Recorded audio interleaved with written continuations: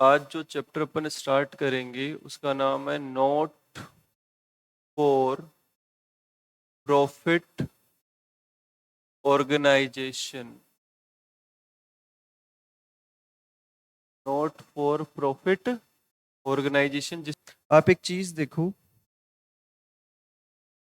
कि बेटा ये जो एनपीओ है ना उसकी फुल फॉर्म पहले थी नॉन प्रॉफिट ऑर्गेनाइजेशन। क्या थी? अब आप एक बात बताओ, क्या ऐसी कोई ऑर्गेनाइजेशन हो सकती है जिसको कभी प्रॉफिट ही ना हो? ऐसी क्या कोई ऑर्गेनाइजेशन हो सकती है कि जिसको कभी प्रॉफिट ही नहीं हो, भले ही वो सोशल वेलफेयर करती हो? जनरली आप एक चीज देखोगे, एनपीओ में वो सारी ऑर्गेनाइजेशंस आती है जो क्या करती है, सोशल वेलफेयर करती है। कोई दिक्कत, कोई समस्या? तो आप एक चीज देखो, पहले इसको क्या बोलते थे? नॉन प्रॉफिट ऑर्गेनाइजेशन बोलते थे। लेकिन सर ऐसा प्रैक्टिकली पॉसिबल नहीं है कि कोई ऑर्गेनाइजेशन हो और उसको कभी प्रॉफिट ही ना हो। क्लियर हुआ या नहीं हुआ? इसलिए बाद में इसका नाम चेंज करके कर दिया नोट फॉर प्रॉफिट ऑर्गेनाइजेशन। की प्रॉफिट तो कमाएगी, लेकिन ये जो है बेटा, ये ऑर्गेनाइजेशन जो है ये वर्क किसके लिए करेगी? सोशल वेलफेयर के लिए, ना कि प्रॉफिट के लिए। फर्क समझ में आया क्या? ठीक है, तो आप एक चीज देखो,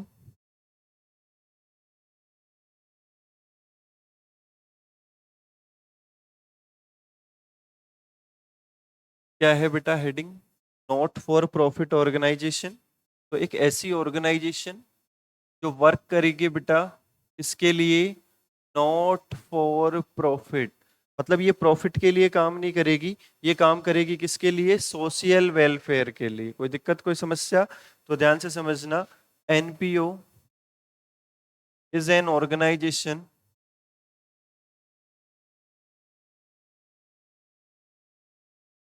विच is working for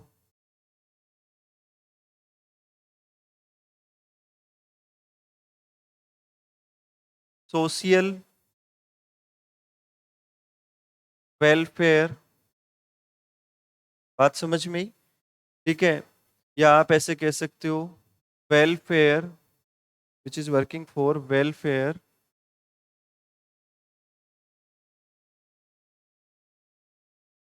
of its members. Sir जो भी बंदे इस एनपीओ के मेंबर्स हैं उनके वेलफेयर के लिए ये काम करेगी। कोई दिक्कत, कोई समस्या? ये जो एनपीओ है बेटा, वो सेक्शन 8 कंपनीज है। कंपनी एक्ट में, कंपनीज एक्ट में जो सेक्शन 8 है ना, उसमें डिफाइन करा गया है किसको? एनपीओ को। अब आप एक चीज नोट करें कि सर एनपीओ के एग्जाम्पल्स में क्या क्या आएगा। तो एनपीओ में क्या क्या आती है बेटा? स्कूल्स आती है, हॉस्पिटल्स आते हैं, जितनी भी ट्रस्ट है, चैरिटेबल ट्रस्ट होती है ना, रिक्रिएशनल क्लब्स होते हैं, तो ये सारे के सारे इसका एग्जाम्पल है बेटा, एनपीओ का एग्जाम्पल है। फाइनेंशियल स्टेटमेंट्स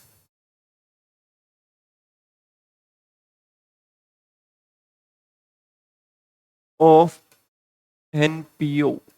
सर एक एनपीओ के फाइनेंशियल स्टेटमेंट्स क्या क्या होते हैं? तो फाइनेंशियल स्टेटमेंट में पहला आएगा बेटा receipts and payment account. Receipts and payment account. Second आएगा बेटा income and expenditure account. And third and final बेटा बैलेंस शीट। तो एक एनपीओ जो होता है बेटा, इसके फाइनेंशियल स्टेटमेंट में तीन चीजें आती हैं। तीन चीजें कौन कौन सी है? Receipt and payment account, income and expenditure account, और थर्ड वन क्या है बेटा? Balance sheet. है ना? इन तीनों चीजों के बारे में अपन को डिटेल से पढ़ना है।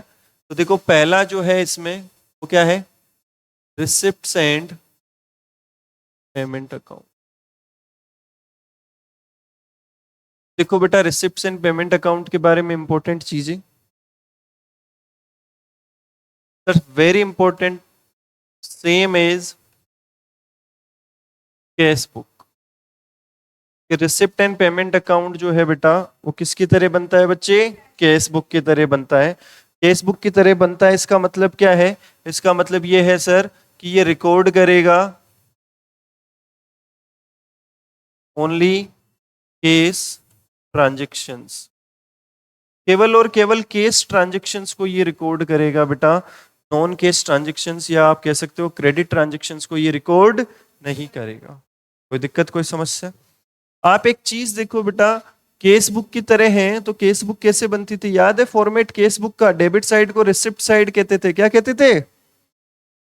देखो मैं ऐसे ही रिमेंबर करवा रहा हूं तुमको, केस बुक का फॉर्मेट बना रहा हूं। ये जो डेबिट साइड थी बेटा, इसको कौन सी साइड कहते थे आप? Receipt side. और क्रेडिट साइड को कौन सी साइड कहते थे? पेमेंट साइड कहते थे। याद है? अब सेम ऐसे ही बेटा, सेम ऐसे ही आपका रिसिप्ट एंड पेमेंट अकाउंट बनेगा। तो देखो मैं केस बुक की जगह क्या लिख देता हूं अब? Receipt and payment account. बिल्कुल सेम फॉर्मेट है, कोई दिक्कत ही नहीं। डेबिट साइड में रिसिप्ट्स आएगी, क्रेडिट साइड में पेमेंट्स आएंगे। कोई दिक्कत, कोई समस्या यहाँ तक किसी बच्चे को? अब आगे देखो बेटा, सुनो मेरी बात कि सर रिसिप्ट और पेमेंट अकाउंट जो होता है ये केस बुक की तरह होता है, तो इसका मतलब इसका जो नेचर है कैसा होगा? Real account. कैसा होगा? क्लियर हुआ है नहीं हुआ? रियल अकाउंट याद है, जो एसेट से रिलेट करता है। क्लासिफिकेशन ऑफ अकाउंट्स पढ़ा होगा क्लास 11th में। तो बेटा रियल अकाउंट इसका नेचर है, ध्यान रखना, इस पे एमसीक्यू आ जाता है। रिसिप्ट और पेमेंट अकाउंट का नेचर क्या होता है? Real account. कोई दिक्कत, कोई समस्या किसी बच्चे को यहाँ तक? है ना? तो हमने एक पॉइंट डिस्कस किया है, सेम एज केस बुक। तो इसका मतलब क्या है? केवल और केवल केस ट्रांजेक्शन्स को रिकॉर्ड करेगा। नेचर क्या है इसका? Real account. और बेटा रिसिप्ट और पेमेंट के डेबिट साइड में तो क्या आएगी? रिसिप्ट्स। और क्रेडिट साइड में क्या आएगी? पेमेंट। ठीक है, अब आगे देखो बेटा कि सर सेकंड पॉइंट जो है बेटा, it records case transactions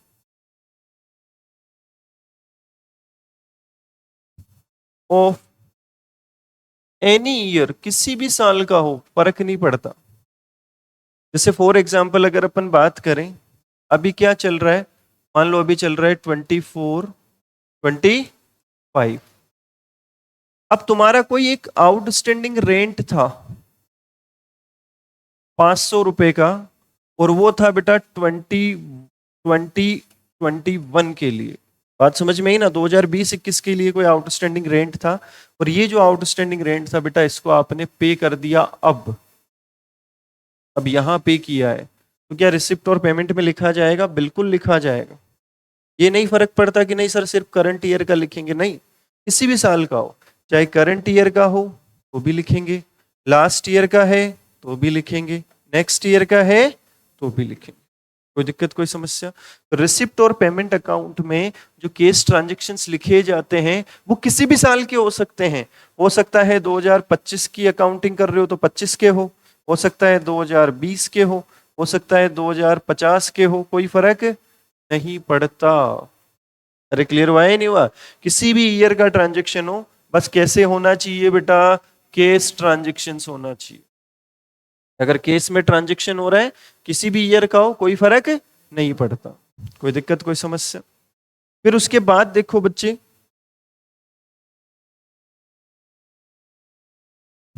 receipts and payment account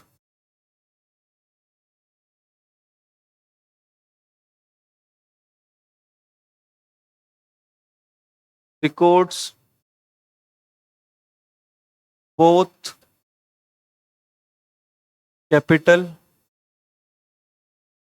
and revenue items, या आप इनको ट्रांजेक्शन्स भी लिख सकते हो कि सर रेवेन्यू और कैपिटल दोनों तरह के ट्रांजेक्शन्स को ये रिकॉर्ड करता है। सर अगर अपन बात करें, है ना, कि कैपिटल ट्रांजेक्शन्स क्या होते हैं, तो याद करो मैंने लास्ट क्लास में आपको पढ़ाया था कैपिटल एक्सपेंडिचर, कैपिटल रिसिप्ट्स, है ना।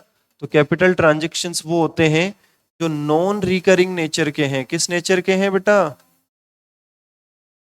जो बार बार नहीं होते। वो ट्रांजेक्शन्स जो बिजनेस में बार बार नहीं होते वो कौन से ट्रांजेक्शन्स कहलाते हैं बेटा? कैपिटल ट्रांजेक्शन्स कहलाते हैं। है ना। जैसे for example purchase of building, आपने बिल्डिंग खरीदी, तो अब क्या बिजनेस रोज ही बिल्डिंग खरीदता है क्या? सालों में एक बार खरीदता है। दैट मीन्स ये आपके लिए कौन सा ट्रांजेक्शन है बेटा? कैपिटल ट्रांजेक्शन है, क्योंकि इसका नेचर क्या है? देखो, नॉन रिकरिंग नेचर है, और इसका बेनिफिट भी हमको एक अकाउंटिंग ईयर से ज्यादा मिलेगा। बात समझ में आई नहीं? तो ये कैपिटल ट्रांजेक्शन को भी रिकॉर्ड करेगा। सेकंड कौन सा ट्रांजेक्शन था बेटा?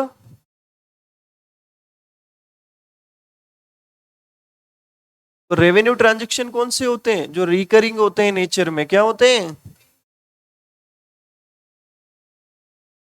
जो बार बार होते हैं। और बेटा एक चीज देखो, रिकरिंग है नेचर में, तो आपने एक एग्जांपल समझना है इसका, जैसे सैलरी। आज कोई बिजनेस सैलरी पे खर्चा कर रहा है तो हर महीने होने वाला खर्चा है। अगर कोई बिजनेस रेंट पे कर रहा है तो क्या हर महीने होने वाला खर्चा है? कोई बिजनेस अगर इलेक्ट्रिसिटी बिल का पेमेंट कर रहा है तो ये भी हर महीने होने वाला खर्चा है। बात समझ में आई या नहीं? तो ये रेवेन्यू ट्रांजैक्शन है। तो ध्यान रखना कि सर रिसिप्ट और पेमेंट अकाउंट जो है बेटा, वो दोनों तरह के ट्रांजेक्शन्स को रिकॉर्ड करता है। कौन कौन सी दोनों ट्रांजेक्शन? कैपिटल ट्रांजेक्शन भी और रेवेन्यू ट्रांजेक्शन भी।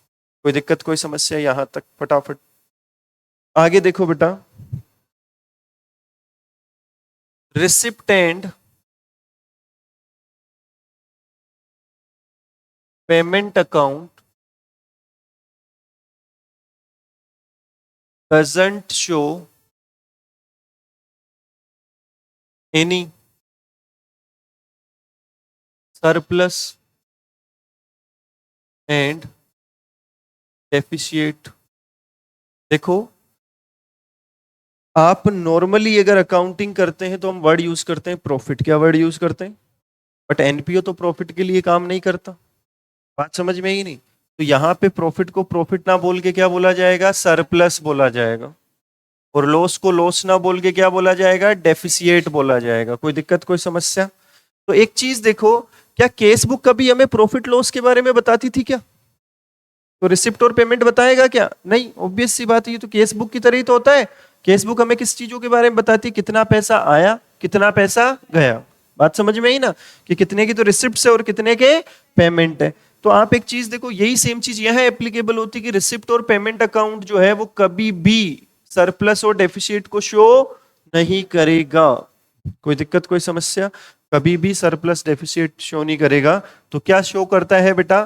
तो देखो नीचे लिखो इसमें, receipt and payment account always shows, इसको शो करता है बेटा?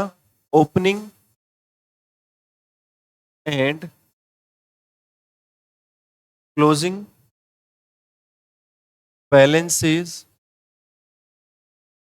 Of case and bank. बात समझ में आई ना? केस का ओपनिंग बैलेंस बताएगा, बैंक का ओपनिंग बैलेंस बताएगा, केस का क्लोजिंग बैलेंस बताएगा, बैंक का क्लोजिंग बैलेंस बताएगा। कोई दिक्कत, कोई समस्या यहां तक? तो बेटा आप एक चीज नोट करें, कितने पॉइंट अपने हो गए? तो पहला पॉइंट हमने पढ़ा, सेम एज केस बुक। लेकिन देखो एक तरीके से ये एक पॉइंट नहीं है, मैंने यहाँ पे दो तीन पॉइंट लिखवा दिए हैं कि जैसे नेचर क्या होता है इसका? रियल अकाउंट होता है सर। रिकॉर्ड करेगा केवल और केवल कैश ट्रांजेक्शन्स को। रिसिप्ट और पेमेंट की डेबिट साइड में क्या आएगी? रिसिप्ट्स आएगी। क्रेडिट साइड में क्या आएंगे बेटा? पेमेंट्स आएंगे। कोई दिक्कत, कोई समस्या यहाँ तक? उसके बाद आगे देखो बेटा कि सर ये रिकॉर्ड करता है केस ट्रांजेक्शन। बस ट्रांजेक्शन केस में होना चाहिए, चाहे किसी भी साल का हो, फर्क नहीं पड़ता है। पिछले साल का हो तो भी हम रिकॉर्ड करेंगे, इस साल का है तो भी हम रिकॉर्ड करेंगे, अगले साल का है तो भी हम रिकॉर्ड करेंगे। बात समझ में आई है नहीं? बस ट्रांजेक्शन कैसे होना चाहिए? केस में होना चाहिए। समझ गए? उसके बाद आगे देखो बेटा, हमने क्या पढ़ा कि सर रिसिप्ट और पेमेंट अकाउंट जो है वो रेवेन्यू और कैपिटल दोनों तरह के आइटम्स को रिकॉर्ड करता है। मतलब मैं अगर सैलरी पे कर रहा हूं तो भी रिकॉर्ड होगा, मैं बिल्डिंग खरीद रहा हूं तो भी रिकॉर्ड होगा, मैं लाइट बिल पे कर रहा हूं तो भी रिकॉर्ड होगा। कोई दिक्कत, कोई समस्या है ना? कि बिजनेस को चलाने के लिए जितने खर्चे हैं वो रेवेन्यू नेचर के होते हैं, पता है ना आपको? ठीक है बेटा। अब आगे देखो, रिसिप्ट और पेमेंट अकाउंट कभी भी शो नहीं करेगा क्या? सरप्लस और डेफिसिट। कभी भी सरप्लस और डेफिसिट शो नहीं करेगा। कौन सा अकाउंट बेटा? रिसिप्ट और पेमेंट। सरप्लस का मतलब क्या है? प्रॉफिट। लेकिन यहाँ प्रॉफिट वर्ड यूज नहीं कर सकते क्योंकि एनपीओ फंड बेस्ड अकाउंटिंग करता है। कैसे अकाउंटिंग करता है? Fund based accounting. बात समझ में ही? आगे बात करेंगे सर फंड बेस्ड अकाउंटिंग क्या होती है। तो आप हमेशा एक चीज का ध्यान रखना, इस वजह से ये प्रॉफिट वर्ड यूज ना करके क्या वर्ड यूज करेगा? और लॉस वर्ड यूज ना करके क्या वर्ड यूज करेगा? डेफिसिट। रिसिप्ट और पेमेंट अकाउंट ऑलवेज और ऑलवेज क्या शो करेगा बेटा? Opening and closing balance of cash and bank. कोई दिक्कत, कोई समस्या है यहां तक किसी भी बच्चे को? आ गया समझ में? चलो अब आगे देखो बेटा, आगे हम पढ़ेंगे इनकम एंड एक्सपेंडिचर अकाउंट। कौन सा अकाउंट है? Income and expenditure account. तो देखो सबसे वेरी फर्स्ट बात जो इसके बारे में है बेटा, इनकम एंड एक्सपेंडिचर के बारे में, same is profit and loss account. Sir P and L account की तरह बनता है, प्रॉफिट एंड लॉस अकाउंट की तरह बनता है। अब प्रॉफिट एंड लॉस अकाउंट की तरह बनेगा तो आपको पता होना चाहिए बेटा नेचर में कैसा होगा? Nominal account. कौन सा अकाउंट? Nominal account in. कोई दिक्कत, कोई समस्या? अब आपको पता होना चाहिए कि sir P and L account में डेबिट साइड में हम लोग क्या लिखते थे? देखो पी एंड एल में डेबिट साइड में हम लिखते थे जितने भी एक्सपेंडिचर है, क्या लिखते थे? यही लिखते थे ना। और क्रेडिट साइड में हम क्या लिखते थे? जितनी भी इनकम थी, जितनी भी इनकम्स होती थी वो किधर लिखते थे हम? क्रेडिट साइड में। तो same as P and L ही तो बनेगा बेटा, same as P and L बनेगा। तो एक बात बताओ मुझे, क्या मैं पी एंड एल को हटा के इसकी जगह क्या लिख दूं? Income and expenditure. कोई दिक्कत, कोई समस्या? आ गया समझ में यहां तक? अरे कोई दिक्कत? अब एक और बात देखो बेटा कि sir same as profit and loss account होता है, तो ये हमने फॉर्मेट बना दिया, नॉमिनल अकाउंट होता है नेचर में। तो इसका मतलब आप एक चीज देखो, पी एंड एल की तरह सेम होता है तो ये बनेगा किसके बेसिस पे? Prepared on accrual basis. Prepared on accrual basis. दो तरह के बेसिस चलते हैं अकाउंटिंग में, पता है ना, केस बेसिस और एक्रूवल बेसिस। केस बेसिस में तो रिसिप्ट और पेमेंट बनता है जो केवल केस ट्रांजेक्शन्स को रिकॉर्ड करता है। केस बेसिस में तो सिर्फ और सिर्फ रिसिप्ट और पेमेंट अकाउंट बनेगा जो केस ट्रांजेक्शन्स को रिकॉर्ड करेगा। लेकिन एक्रूवल बेसिस पे कौन सा अकाउंट बनेगा बेटा? इनकम एंड एक्सपेंडिचर अकाउंट बनेगा। तो इसका मतलब क्या हो गया कि सर ये केस ट्रांजेक्शन्स को भी रिकॉर्ड करेगा, साथ में क्रेडिट ट्रांजेक्शन्स को भी रिकॉर्ड करेगा। अरे क्लियर हुआ है नहीं हुआ? सर इसमें केस ट्रांजैक्शन और क्रेडिट ट्रांजैक्शन दोनों जाएंगे, लेकिन बस एक चीज का ध्यान रखना, इसमें दोनों जाएंगे तो सही, लेकिन सिर्फ और सिर्फ only of current year, only of. अब तुम चाहो कि सर मैं पिछले साल का कुछ इसमें लिख सकता हूं? नहीं। सर मैं अगले साल का कुछ लिख सकता हूं? नहीं। ना आप पिछले साल का कुछ लिख सकते हो, ना अगले साल का कुछ लिख सकते हो, सिर्फ और सिर्फ करंट ईयर का ही इसमें लिखा जाएगा। अरे समझ में आया ही नहीं आया? ठीक है बेटा।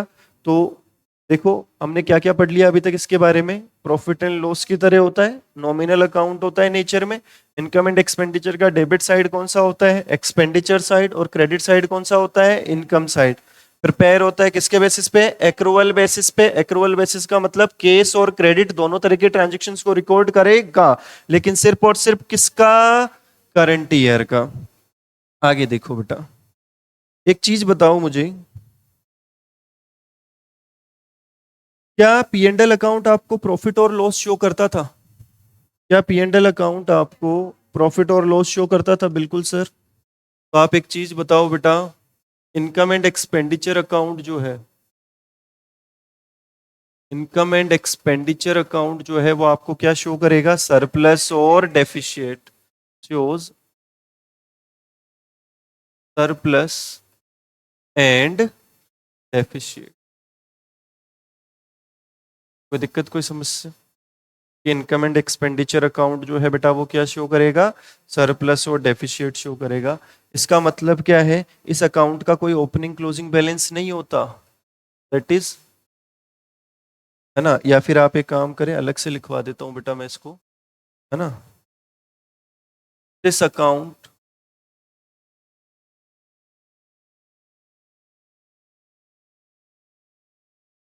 doesn't have any opening and closing balances। कि सर इस अकाउंट का कोई भी ओपनिंग और क्लोजिंग बैलेंस नहीं होता है। P&L का कभी ओपनिंग बैलेंस क्लोजिंग बैलेंस देखा है क्या आपने? नहीं।